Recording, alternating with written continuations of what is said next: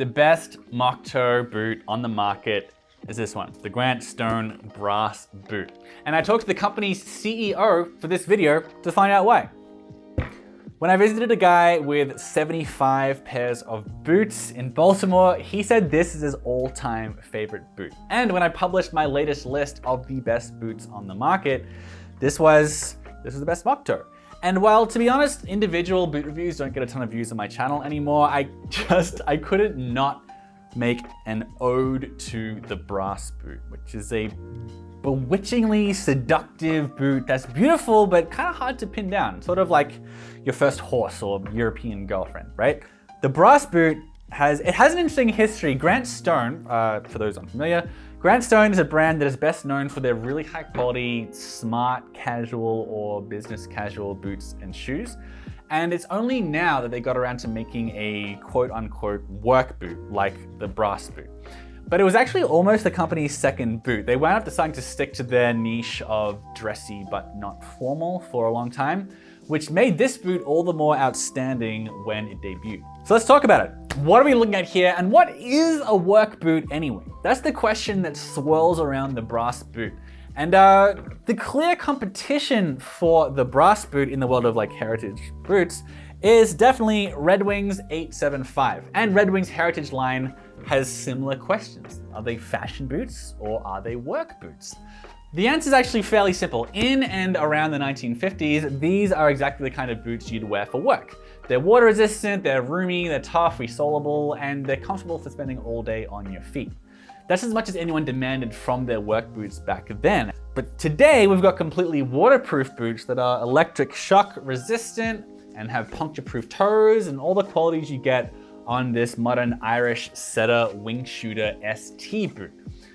But we can get away with calling Red Wing and Grant Stone work boots because of those aforementioned qualities that make them pretty good for a lot of manual jobs, even though they wouldn't cut the mustard if you needed a steel toe or whatever.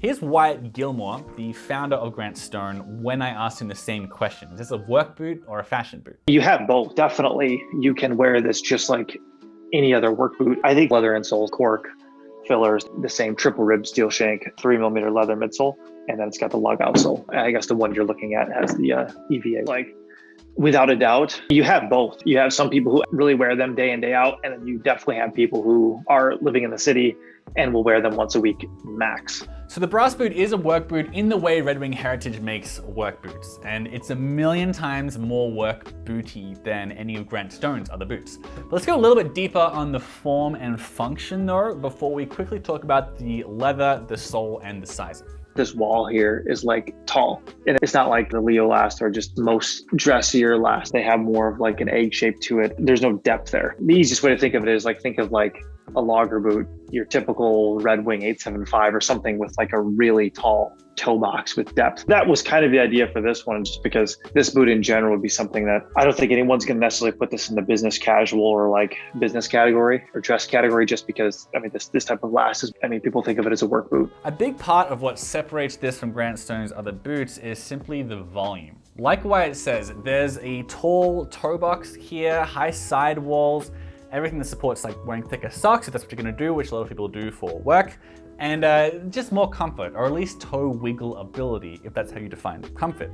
And it may well be if you're used to slimmer, dressier boots, like this is a breath of fresh air. People would say, well, you're wearing thicker socks, you want more room in the toe box, right? When you're wearing work boots versus, let's say, a wingtip boot or something like that, that's a little dressier. The profile is much thinner. And that was the main thing behind it, which, you know, it makes a much like chunkier, thicker toe box. Wyatt went on to say that that's why the indie boots from Alden are so comfortable, even though people usually don't really know why they're comfortable. It's because it has more depth, the toes don't feel as cramped. In other words, while of course comfort is subjective and a lot of factors like shock absorption, arch support come into it, the width isn't always what makes a foot feel free and unencumbered. It's actually often the height. It's a tad wider, but it's more or less, that's kind of what they're feeling. You're being held by the heel and the instep, and then your toes don't have any pressure. So it doesn't look very boxy. Meanwhile, you kind of have that depth. However, let's put up the leather title card. Here it is, leather. However, one way this boot does differ from work boots and even most heritage work boots is the leather. Grant Stone absolutely did not skimp on the leather, and it's super high quality, even relative to other fashiony work boots like the 875. It's a big reason, perhaps the main reason you can be confident that this isn't just a Goodyear welted mock toe and is in fact like a luxury work boot. It's actually a good subtitle for this video, actually, the luxury work boot. All right, I'm gonna do it. It was imperative that I pick this leather for the brass boot because this is my favorite leather from Grant Stone and one of my favorite leathers, period. It's the Minerva leather from the Italian tannery Battalassi Carlo. They call it saddle tan at Grant Stone. I think every guy should have a boot made with completely vegetable tanned leather, and this is such a fantastic option. As a quick primer, over 99% of leather on earth is chrome tanned or maybe combination tanned. Vegetable tanned leather is very rare because it takes more time, labor, and expertise to make, but it makes tougher leather that ages really beautifully. Veg tan leather is the way we've made leather for centuries. Chrome tan was invented in the 19th century, and chrome tan leather is typically softer and more comfy from the get-go, which is a big reason why boot companies usually use it, in addition to the fact that it saves them money because chrome tan leather is cheaper. This is veg tan leather, totally veg tan, and this Battalassi leather is this gorgeous golden color. I think they call it cognac at Battalassi, but again, Grant Stone calls this saddle tan. And you see it around the boot industry in a few places. My mate Jake at Almost Vintage Style has it on his Japanese white cloud boots. He takes really good care of his leather a lot. If you beat it up, it might look more like this pair from the Vintage Future, who wore his for 7 months doing yard work and sloshing around in mud and stuff. To reiterate, yes, you can use these for actual work. The other OG colors this boot comes in is Chrome XL, definitely America's favorite casual boot leather, but another one you don't usually see on dedicated work boots because it's so nice. I did a whole video on Chrome XL with Rose Anvil up here somewhere, but it's America's best boot leather. There, I said it. It's America's best boot leather, or at least America's most beloved boot leather. The brass boot comes in black or crimson Chrome XL, and more recently you can also get it in this waxed suede from Britain's Charles F. Stead as well. It's a very famous leather used by many fancy boot companies like Carmina and many others. You may have noticed that those versions, the Chrome XL versions of this boot, have a different sole. So let's start talking about the sole section. Here it is. All right. There's actually not a lot to talk about here with the sole. The saddle tan has the classic white wedge sole, and the others have a grippy lug outsole, both designed and manufactured by Grant Stone. So these aren't from Vibram, which you might have assumed. They tend to do those soles. Most boot companies use them.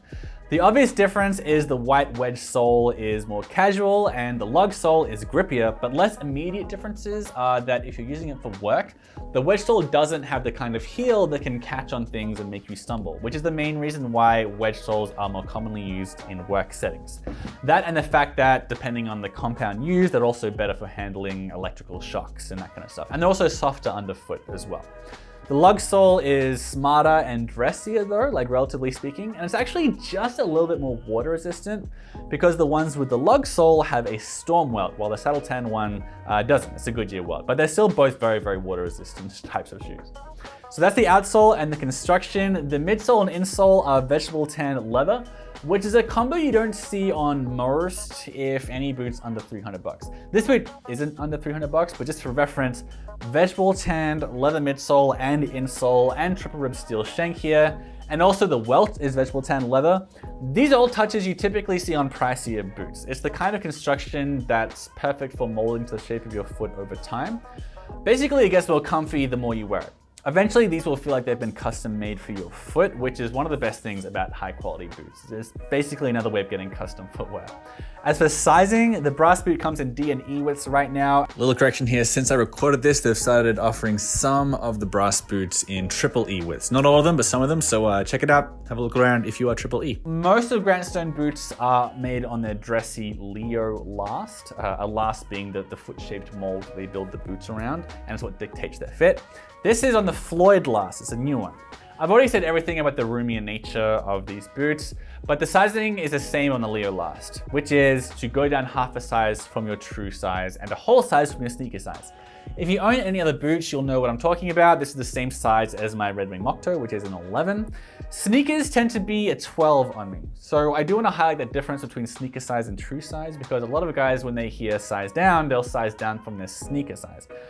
But sneakers tend to be a bit bigger than your true size, the one you'll get on a brand active device in a shoe store. So yeah, just make sure you work that out before ordering a pair of these boots. Lastly, the price is $340. That's about $60 more than the 875 here. It's easily $60 less than I would expect to pay for a boot of this quality though. Definitely it's worth paying more than the 875 because of the leather quality, which is indisputably higher than Red Wings. Even though Red Wing has really, really good leather, don't get me wrong. And also the extra touches though also make the extra price worthwhile. So the leather midsole and insole, Red Wing has a rubber midsole, the storm welt on most of the models, and this is also just a more versatile mock toe than most. Most of them are blocky to the point that they can't be dressed up, which isn't a bad thing at all, but they don't go past sneakers in terms of versatility. Like you can't really wear a boot like this with like a blazer or something. But despite everything I said about the roominess, these are a bit sleeker and rounder in the toe than most mock toes. And I hear guys say that they can wear them with a blazer. I probably wouldn't, but certainly they're more versatile than most mock toes. I'm rambling here a bit.